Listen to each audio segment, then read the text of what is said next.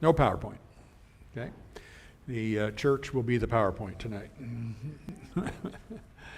Okay, so 1 Corinthians chapter 7. This is a follow-up on our discussion of Matthew 19, Matthew 5, and Deuteronomy 24 that we had last month, which feels like 6 months ago for me. I'm not sure I know how to preach on Sunday night right now. Anyway, that's what we had looked at, and I promised we would follow up. We want to now look at 1 Corinthians 7, which has always been a challenging text. There are a lot of things in 1 Corinthians 7 that folks have a lot of questions about, and we want to certainly answer those questions and deal with some of those things. But the real concern when we're talking about this subject of divorce and remarriage, the real concern is the way 1 Corinthians 7 has often been used. And so I want tonight just for us to walk through especially these first 24 verses. If we get a chance to go a little further, we could. But just these 24 verses and take a look at what the message is in the text and deal with some of the hard spots in the text. And then I'll bring up some of the things and present to you some of the ways that I think people have deviated or taken this text and gone in a direction that may not be contextual. So that will be that'll be our goal for tonight. The first thing I'd like to do is just note something with you. It's a very unique chapter in which, in fact, the book of 1 Corinthians is this way.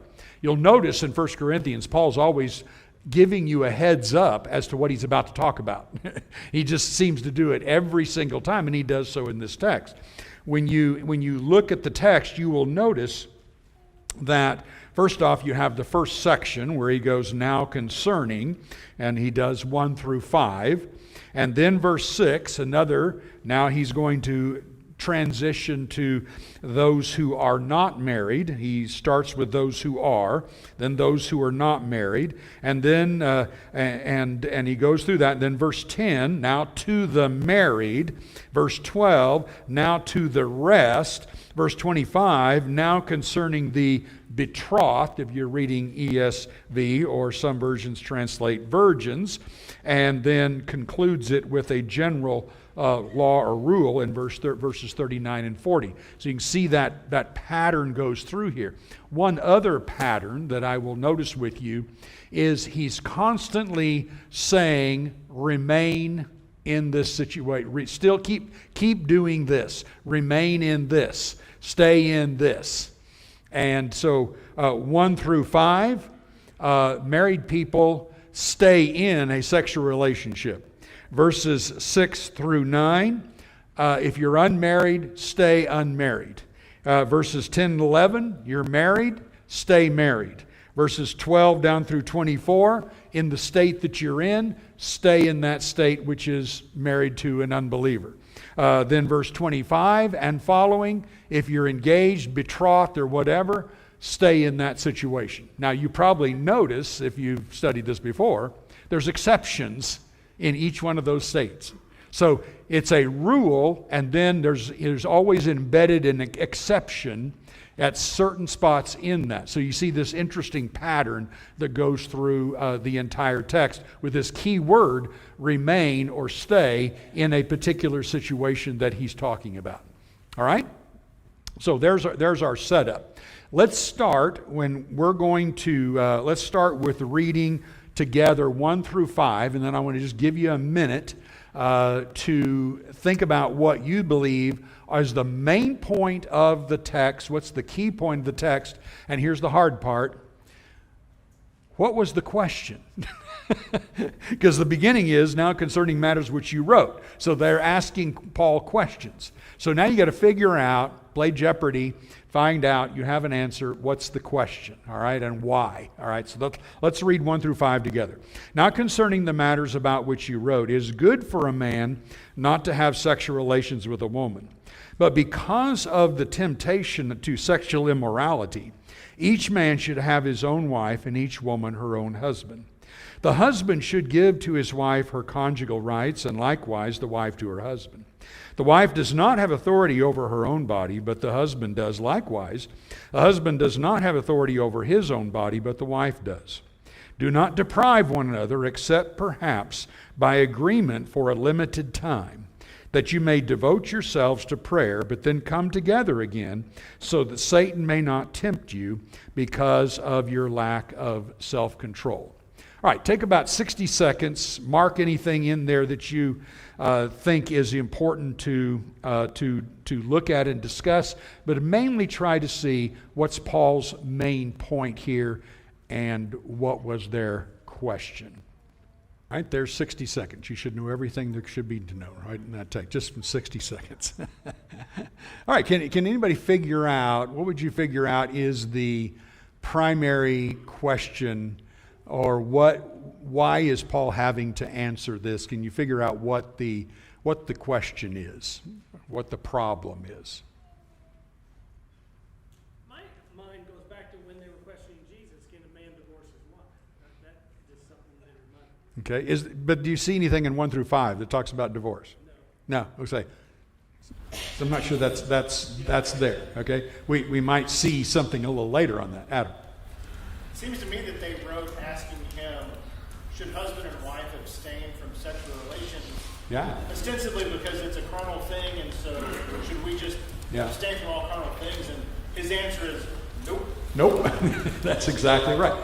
Good. Echo Adam, put it in the context of chapter 6, which is the opposite. They were saying this Exactly. is good. It's okay for men and women to have sex Anytime. Right. Good observation. You compare that to 6, where he's warning that you become one spirit with a prostitute, you become one body with her, and all of this. So there could have been some who got in that situation. I can tell you by even our present day, you will find groups, pockets, even forming clubs, not even religious people, clubs and pockets of people who say, I am going to abstain from sexual relations the rest of my life. And this is my devotion. And you know why? Because they participated in so much that they've ruined themselves. This has happened in different countries all over the world, and every now and then it will pop up in the news of some oddball group, who's decided that they need to do without that. Well, Corinth was that kind of just over the top type of sexuality, and so this could be part of that. They've become Christians. It's like, is it good for even us to be doing this as married people, etc.? You will notice in verse 1 the quotation marks that our translators have put in your Bible. Everybody got to see the quotation? It is in the readout. So, but even in your Bibles, you'll have this quotation mark. Paul does this a number of times in 1 Corinthians, where he actually cites what they're saying, so you have that idea. Okay, good. Anything else? What else would you notice in the text? He, of course, corrects them, says, no, that's not true. You shouldn't. That's not the route you want to take. What else do you see that's important? He clarifies what the sexual relationship is for, who it's for. Okay. Yeah, that's exactly right. So each one, you'll notice, and this is where, here I'm going to show you something that happens with this text, verse 2. Because of temptation to sexual immorality, each man should have his own wife and each woman her own husband. The word have here is the idea of having them sexually. Each husband should have sexually his own wife. Each wife should have sexually her own husband. He's not saying, and this is the way, in my years of California, this is the way this would be interpreted. Well, no matter how many times you've been divorced or whatever, that doesn't matter. He said right here, everybody should have their own wife and everybody should have their own husband. So even if you've been divorced and remarried unscripturally 10 times, you can go out and get another wife or husband. That's the way that's taught and interpreted. Well, unfortunately, that's not what he's saying. He's talking about to the married here, and specifically the married sexual relationship, and he's saying, here's the deal. You you do not reject them, you have them in a sexual relationship. That's the idea. Well, another thing that adds to that is being brought up here, you notice who has authority. And we always, that's an interesting statement. He says in verse 4, wife doesn't have authority over her body, husband doesn't have authority over his body. So my wife has authority over my body, nobody else does. No other woman in the world does. Same thing, vice versa. So this is a exclusivity in who has authority. That's important. And of course, he really calls it out as sinful to deprive one another. And there's also an exception. What's the exception? For a limited time under agreement. Yeah. There's two things. Under agreement, limited time, and for prayer. Okay, so that, by the way, that gives us an idea of how maybe undevoted we are sometimes to prayer. This is such a significant point that he's going, yes, there may be a limited time where the two of you want to really devote yourself to long hours of prayer, and you want to really concentrate and not interrupt that. So that's okay. All right, so there you see the exceptions, and you see that in most of the sections here. Anything else on this text that you think should be brought up? All right, very good. Let's look now at just 6 through 9. Now, as a concession, not a command, I say this. I wish that all were as I myself, but each has his own gift from God, one of one kind and one of another. To the unmarried and the widows, I say that it is good for them to remain single as I am. But if they cannot exercise self-control, they should marry, for it is better to marry than to burn with passion. All right, take a minute. Tell me what you see. Give it a minute just to look at some things there. Okay, what couple of main points? What do you see here?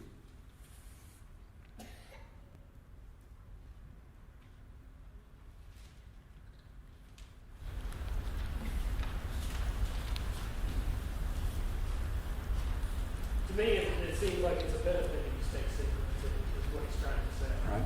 Yeah, he implies, and he'll talk about it a little more later, but he implies that he sees a benefit in remaining unmarried.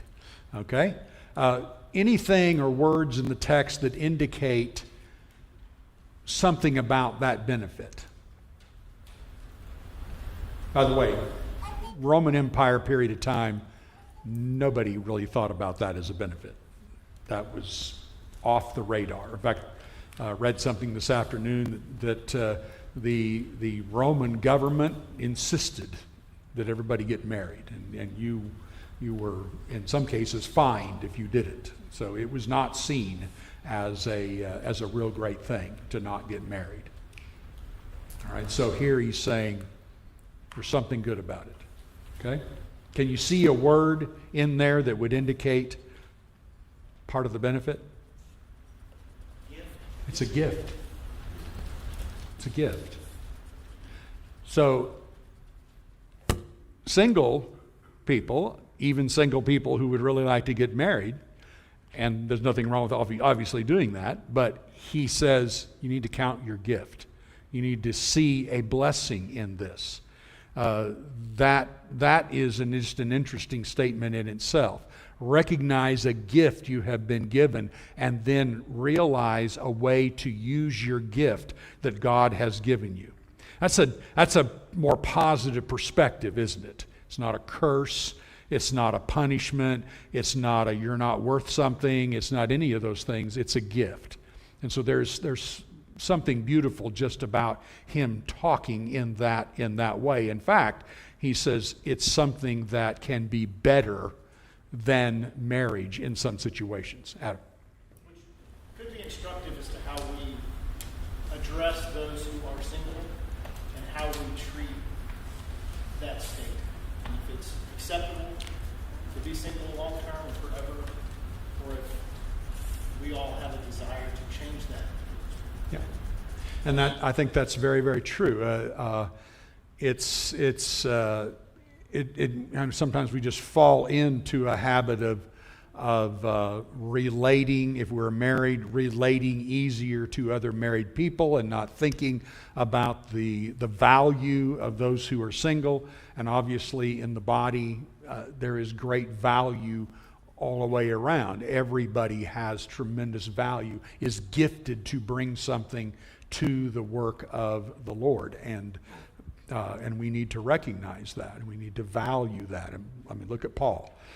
He's able to do amazing things because he's single. And there's no doubt Paul is looking at this a lot of ways in what can be accomplished at times if you are single. Obviously, that's not nullifying the beginning when God said it's not good that man should be alone. He creates this great relationship that is valuable, and even Paul mentions that. Some have one gift, some have another. These are both gifts that God has given us. I know you cut this printout off in verse 24. Yeah, best I could do it 2 pages. At the end of this chapter, Right. in the next 2 verses, verse 26 in particular, because of the present distress, I think it's really critical to put this whole chapter in that context. What does he mean by the present distress? Why is he giving this advice? Because he goes on to say in verse 32, I want you to be without concern. In this present distress, the persecution, verse 32, I want you to be without concern. And he says, so, his gift, basically his situation in life, it's much easier for me as a single man to stay devoted to Christ because I don't have to worry about the ramifications of my faithfulness to my wife. A married man has to maybe be contented by protecting his wife. I don't have to worry about that for my devotion to Christ. Good. So I just think it's an important contextual point in this chapter. And that's I'm glad you brought that up. In fact, verse 31 actually says, "For the present form of this world is passing away." So some big things are about to happen. Some big changes are about to happen, and he does not want them to be affected by those changes in the negative ways. You're going to be in an easier situation. You might remember that when Jesus was predicting the destruction of Jerusalem, he said, "Woe to those who are pregnant in those days." Can you imagine fleeing to the mountains? You know, you can't enter any city or anything. You're fleeing to the mountains, and you're 8 months pregnant, and you're going to give birth up in those mountains somewhere, and you know, your husband has to take care of you and children and all of this. And he's saying, just going to be a tough road. And go ahead. Just let me augment that by saying, and I think that's fine, because being pregnant is not a bad thing. No.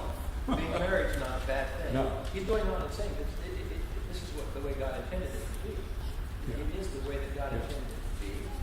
But in certain situations, there are There's some reasons less not to. pressure That's right. to be devoted to God. Yeah.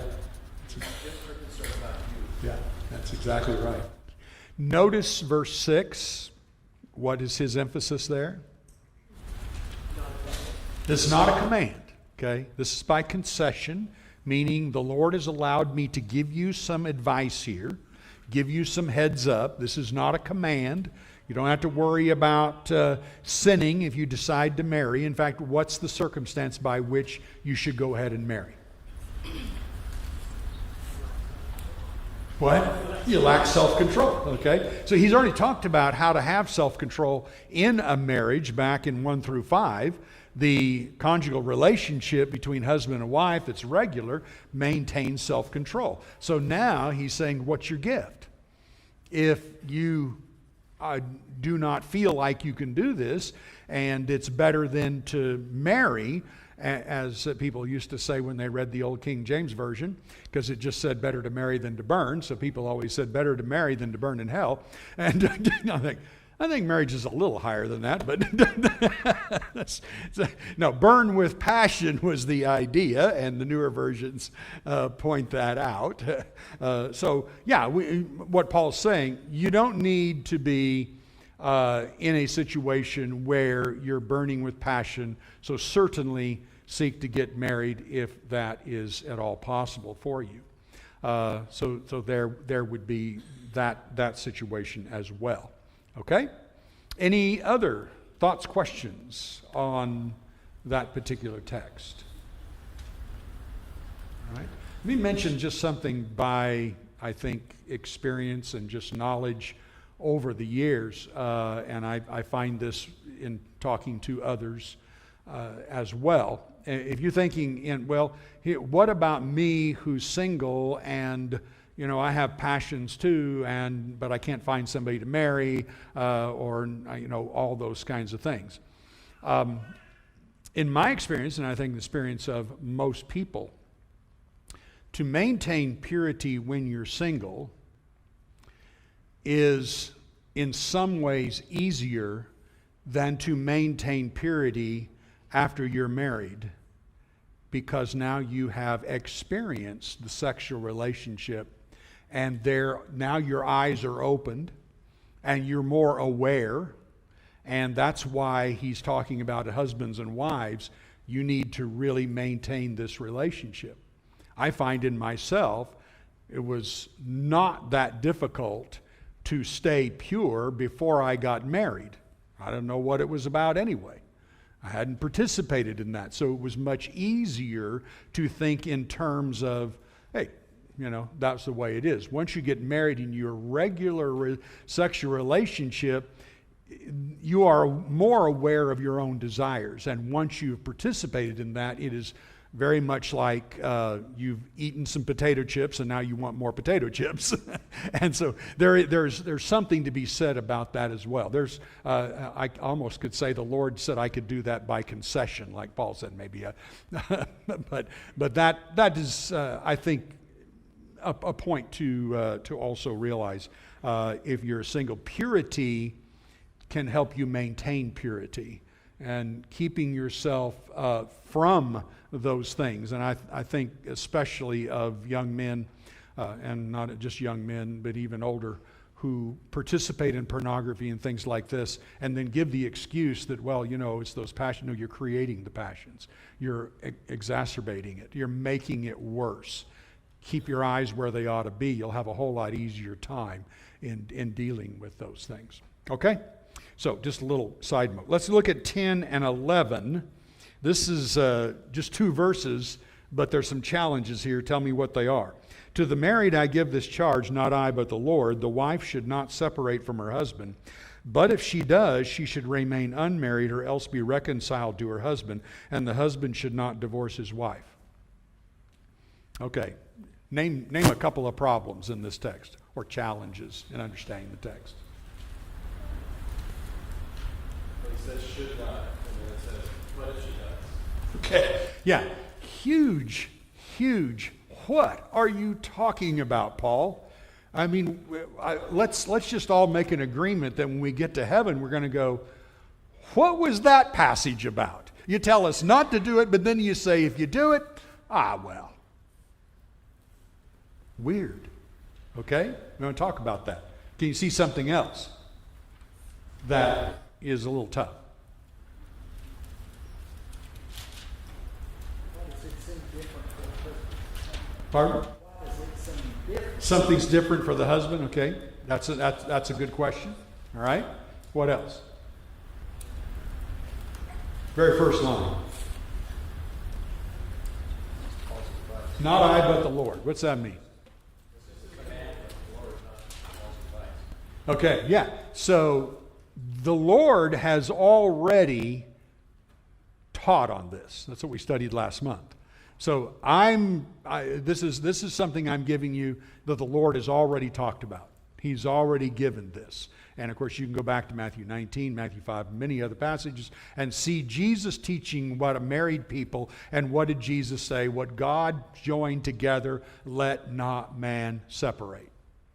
Now, would you think that since Jesus said that, and Paul even repeats that it is a sin for husband and wife to separate, and we're not dealing with other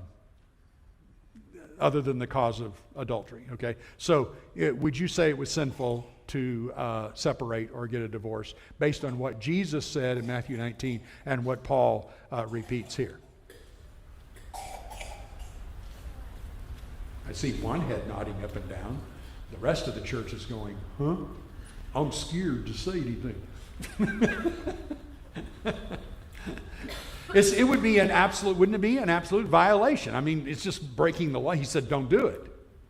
Don't do that. What God has joined together, let not man separate. Jesus made that very, very clear. Divorce is a sin, other than the exception Jesus gives for cause of fornication. That he says you can't do that. Do not separate. Now, by the way, to answer what Wayne said, you will notice he uses the word separate in verse 10, divorce in verse 11. Two different Greek words, no doubt, the exact same thing. Those are synonyms in the Greek. So it's just like Jesus used the word separate when he was talking about, and then turned around and also used the word divorce in Matthew 19. Matthew 19, verse 6, let not man separate what God has joined. Let not man separate. And then in verse 9, whoever divorces his wife, except for the cause of fornication, he uses them interchangeably in the text. There isn't any such thing, in other words, in the Roman Empire period of time, of a legal separation. we got separated, but we didn't get divorced, so then it's okay. No. Can you think of some other violations other than a wife separates from her husband, she leaves her husband? Can you think of another sin she has committed in doing that?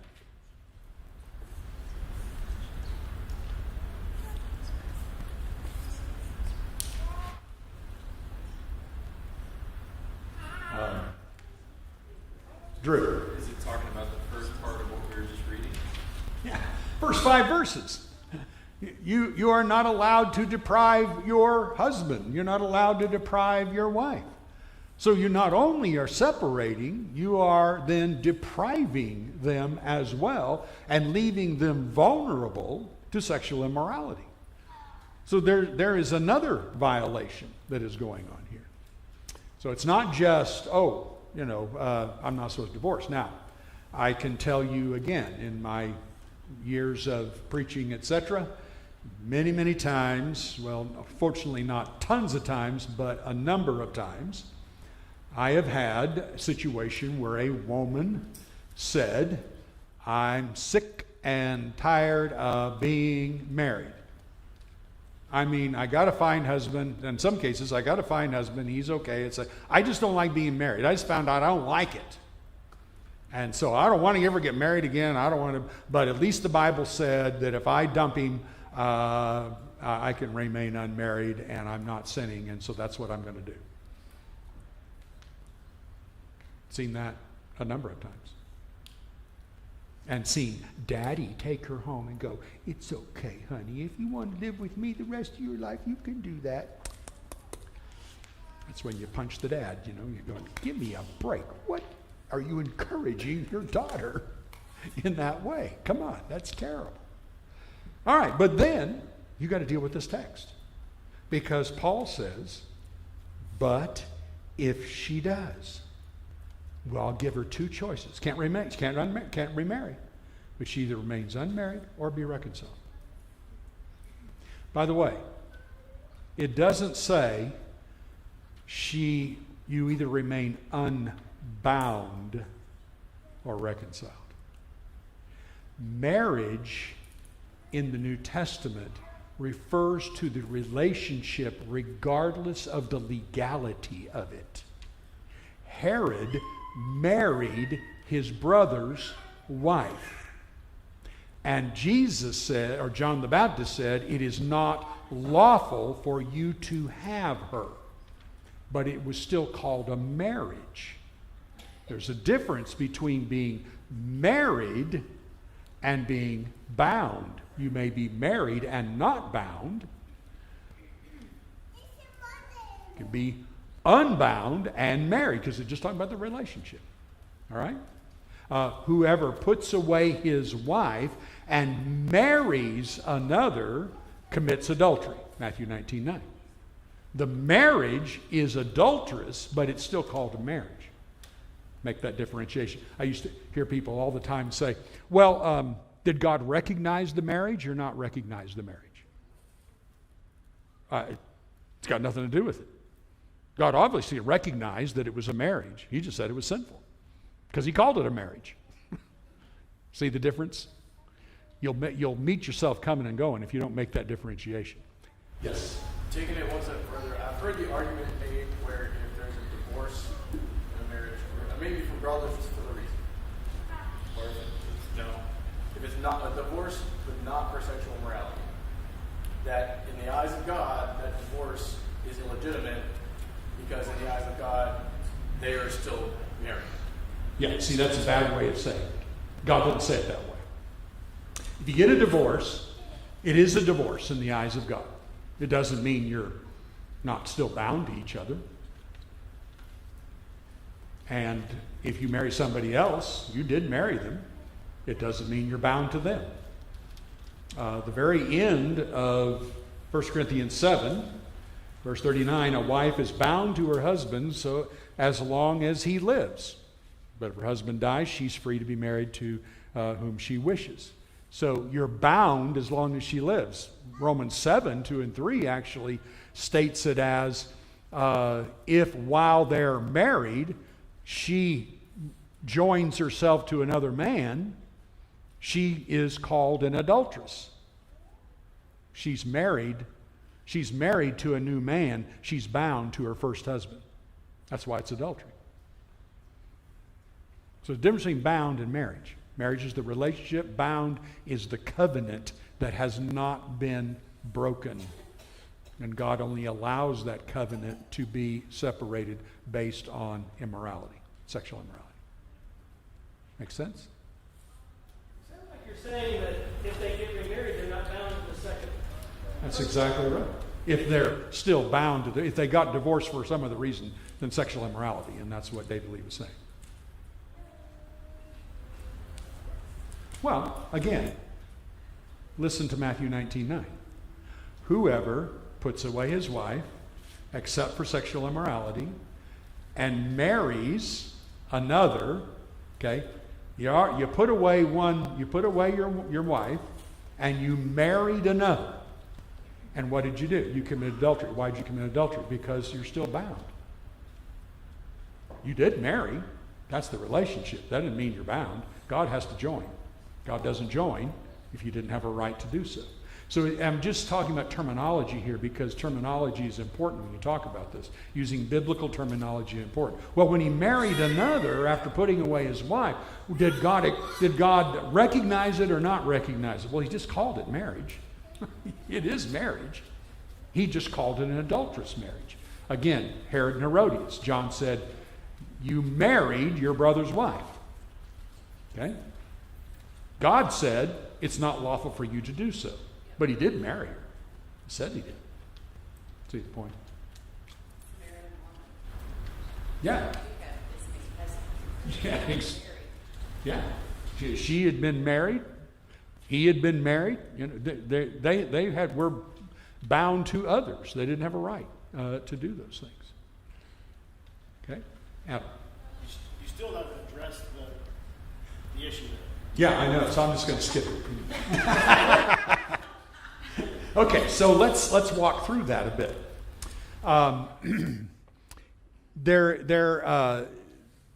is a bit of a challenge. Can you think of a situation in which a woman came to you and said, I need to leave my husband, and I do not believe I would be sinning if I did so? Can you think of a situation? Go ahead. Tell me. Physical abuse. Physical abuse. Pornography. Won't stop. Won't repent. Won't change. I've had a number of situations where sometimes a man, sometimes a woman, came to me and said he or she, my spouse, is selling drugs out of the house. We have children, and he is selling drugs out of the house. What do? I said, grab the kids and get out. If you don't, you're complicit, and you're going to lose your children. They're going to be placed in a foster home. You've got to get out. He's beating you. You see a woman, she's got black eyes, everything else. The typical thing's he's going to kill you. Now, I have had one church, will go unnamed, that I was in, had a very vocal lady said, no, no, no, no, no. I love her dearly, by the way. She's a very good friend. But she said, no, no, no, no, no. You have to stay, even if he's beating you. And I said, well, there's a couple of problems that I would see with that. The first is, did Paul stay in a city and get beaten and allow himself to get arrested by the leaders in that city? Because, well, I've got to let them beat me. Did Paul do that? No. When the king Aretas in the city of Damascus put a warrant out for his arrest, and they're watching the gates and the walls, how did Paul get out? The brethren let him over the wall in a basket so he could escape. He's not obeying the law. And the law says he has to stay because he was going to arrest him. It's like the guy didn't have an ounce of authority to do such a thing, and he's not going to stay around and get beaten. So that's the first thing. I know a preacher. This happened years and years and years ago. He would be my age by now. But when he was younger, his wife went a little Lulu. Not a little Lulu, a lot Lulu. And he would wake up at night and she would have a butcher knife to his throat. And she would get in his face and go, one night, I'm going to slit it. So go to sleep comfortably, guys. No, he committed her to a hospital. He never remarried. He made a vow he never would. But he had to commit her to a hospital, and as far as I know, she never got better. Separation. Look, be reasonable. I believe that what Paul is doing here is he's recognizing that there are unusual situations in which you would have to do that in order to maintain what you're supposed to do as a Christian. This is not what's required of a Christian to be in that situation. And there would be a number of situations like. Now here's the little struggle here. The struggle here is sometimes you can have a spouse who just goes, well, I just can't take it anymore. Take what? Well, he's just not nice. He's just not this. He's just not that. Okay, hold on.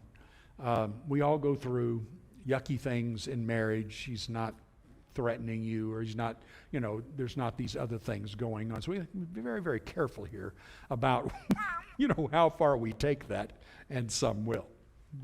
Yeah, looking down at verse 19, kind of in the context of this same passage, he lays out principles saying neither circumcision counts for anything nor uncircumcision, but keeping the commandments of God. Yeah. That is number one, right? Following that. Then you look at everything else as a mix. And indeed, you bring something up very, very good here, Evan. The main point, keeping the commandments of God. And in that next context, 12 through 24, it is interesting that he actually tells a Christian that he or she is allowed to divorce if their unbelieving mate is not happy to live with them or dwell with them. And I believe the circumstances there are, one became a Christian, the other didn't, when Paul came to preach to them. And the one who didn't become a Christian is livid that now he is married to a Christian wife.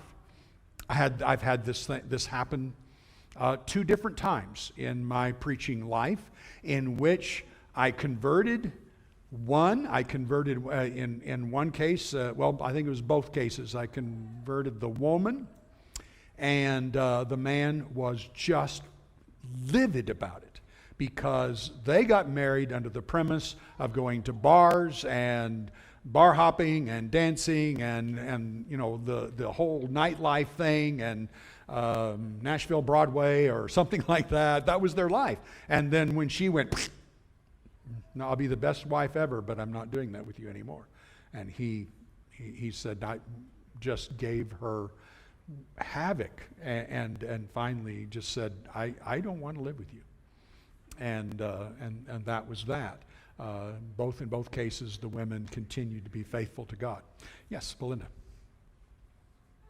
You referred to verse 20 just a minute ago.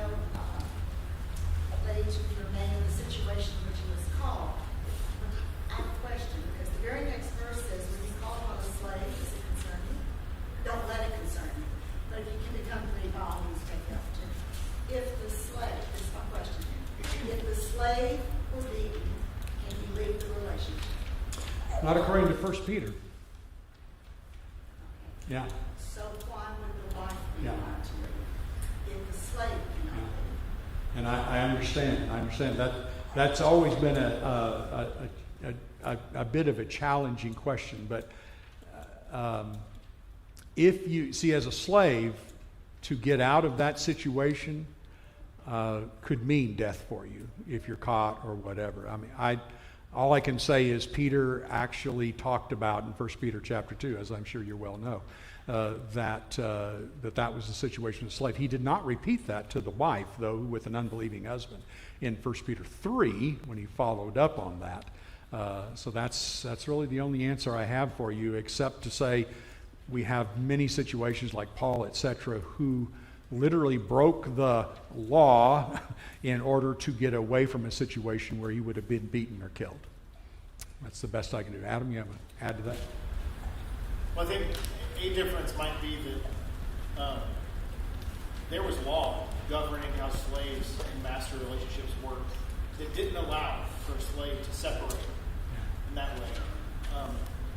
But with marriage, there are ways in which the law does allow the relationship to separate. Thankfully, we don't have to spend as much time worrying about the slavery part of that. Yeah. But we can recognize that hopefully Christ, as we understand it, doesn't call spouses to be in a relationship that are abusive. It's been interesting to me. In one case, this woman that I mentioned who thought you had to stay, years later, her husband fell away, etc., and I don't know exactly what he did, pushed her, punched her or something, and that did it for her. She changed her whole mind when she got punched. So not to giggle about that, but it's a little bit different when you have to actually endure as a weaker, physically weaker person, some big guy doing that. Now, I know we're just got a couple of minutes. A good friend and Christian little lady married to a great big New Yorker guy that I fortunately was able to teach, and he became a Christian. But she told me about her mom and dad. Her dad would always come home drunk a lot and stuff like this, and he came home drunk one night and just pushed her mom around. It just didn't slug her, but he just pushed her real hard and stuff. So he passed out on the bed, and she took a frying pan and went up while he was asleep and went whack right in his forehead and put a big old scar on his head and everything. And he woke up in the morning and he's like, "Oh, baby, what happened?" And she goes, "You came home drunk and pushed me around, and that's just a warning." He never did it again. Just a little advice there. I'm just throwing something out. I don't know. You have to sleep. I know we're out of time, but I think it's an important principle, maybe for another time we can expand upon, and that is that although this is written to Christians, God's law applies to all of humankind. It's not these instructions and principles that Paul's laying out here are not just for the Christians in Corinth or Christians in general. Good. God's law was established in the book of Genesis, and when Jesus repeats it in Matthew 19, he goes back to the book of Genesis. That's before the Israelites ever came to be, before Abraham ever came to be, before the law of Moses ever came to be. None of those things existed when God put those laws in the hearts of Adam and Eve, which was the beginning of mankind. Exactly. In case that argument ever comes up with someone you're talking to, well, you Christians, Yeah. you live by some crazy law. Oh, no. No. You may want to recognize the creator now. That's right. Or you're going to recognize the creator. And that's exactly what we talked about last time. And it's so important to realize that, because marriage isn't a Christian law or a law for people who just, want to follow God or something like that. That has always been the law, and that's the first thing Jesus did with the Jews. He went back to the beginning and said, here's the way it's always been. Okay, so stay tuned. I don't know when I get to preach Sunday night again, but we will do the rest of this text, which is really getting into the nuts and bolts of some real challenging and fun things. And so please look forward to that. We're going to sing a song right now, and we want to, of course, urge anyone who has needs here in the church, or if you are not a Christian and you know what you need to do and like to become a Christian by being immersed for the remission of your sins, you can certainly do that this evening. While together we stand and while we sing.